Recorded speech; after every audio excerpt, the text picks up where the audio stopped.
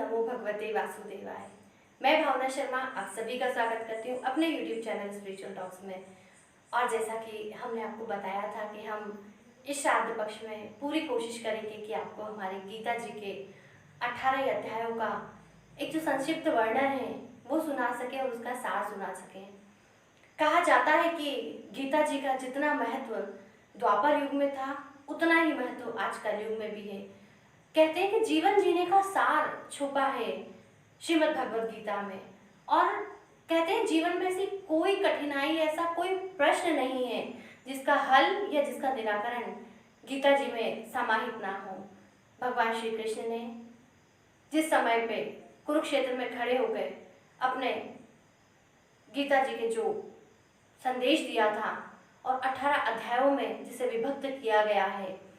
पहला अध्याय जिसकी शुरुआत हम करेंगे जिसका नाम है अर्जुन विषाद योग। जी, अर्जुन विषाद योग जिसमें 46 श्लोकों का समावेश है। और जिस समय कुरुक्षेत्र के मैदान में दोनों रणभूमि में आ चुके थे, पांडव भी और कौरव भी, और संजय जिन्हें दिव्य दृष्टि प्राप्त हो गई थी और उन्होंने महाराज धृतराष्ट्र को सारी कुरुक्षेत्र में होने वाली रणभूमि में क्या क्या चल रहा है उसका पूरा बैठ के सुनाया था कि महाराज इस समय ये हो रहा है और इस समय ये हो रहा है। जिस समय पे दोनों पक्षों से कौरव और पांडव युद्ध भूमि में चले गए थे, महाराज धृतराष्ट्र ने पूछा कि हे संजय बताओ मेरे पुत्र और पांडव पुत्र कहाँ हैं और वो जिस धर्म भूमि में जहाँ खड़े हुए हैं अपने धर्म युद्ध के लिए वहाँ क्या चल रहा है। संजय ने प्रणाम किया कि हे महाराज इस समय दोनों पक्ष आमने सामने हैं। 7 और 11 के भागीदारी से वे लोग खड़े हुए हैं। 7 और 11 अर्थात 7 अक्षुणी सेनाएं थी पांडवों के पास और 11 अक्षुणी सेनाएं थी कौरवों के पास।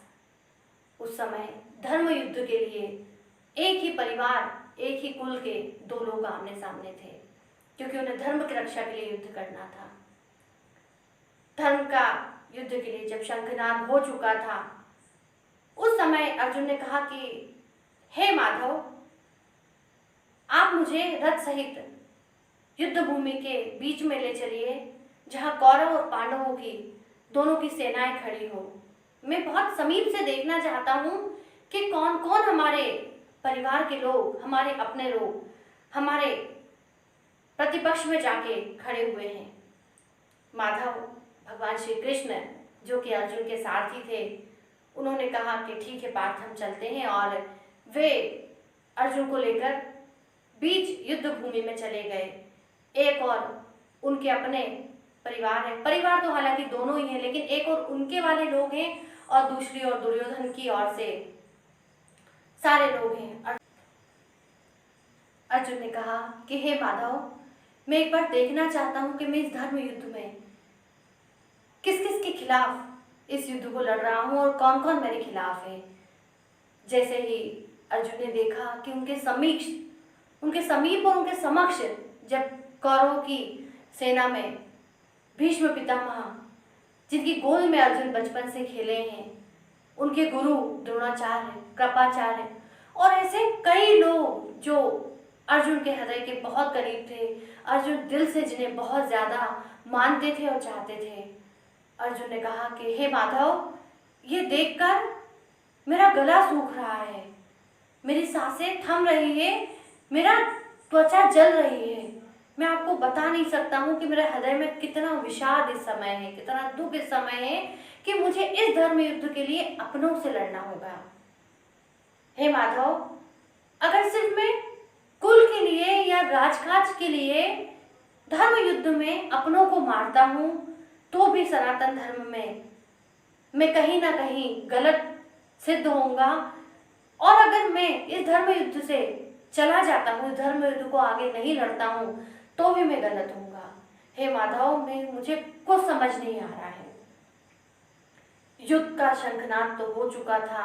इधर युधिष्ठिर जी, नकुल, सहदेव, उधर से दुर्योधन सभी ने अपना अपना शंखनाद कर दिया था। जैसे ही अर्जुन ने अपना धनुष गांडी उठाया, वो मूर्छित होकर गिर गए अपने रथ पर। सारथी बने उनके कृष्ण ये सारा दृश्य देख रहे थे, वे हर चीज अर्जुन के हृदय की समझ रहे थे। अर्जुन सिर्फ यही बोल रहे थे कि जिनके समक्ष मैं इस गांडीव को उठाने लायक नहीं हूं, मैं उस गांडीव का कैसे इस्तेमाल कर सकता हूं अपनों पर। और ये कहते कहते ही अर्जुन मूर्छित हो गए। और कैसे भगवान श्री कृष्ण ने उन्हें समझाया, कैसे धर्म युद्ध को आगे की ओर बढ़ाया गया, कैसे भगवान श्री कृष्ण ने आगे संदेश दिया, हम अगले अध्याय में आपको बताएंगे। और कैसे जब धर्म की रक्षा के लिए अपनों को अपनों पर शस्त्र उठाने पड़ते हैं, अस्त्र उठाने पड़ते हैं, तो क्या होता है। हमारे साथ जुड़े रहिए। जय श्री कृष्णा। हर हर महादेव।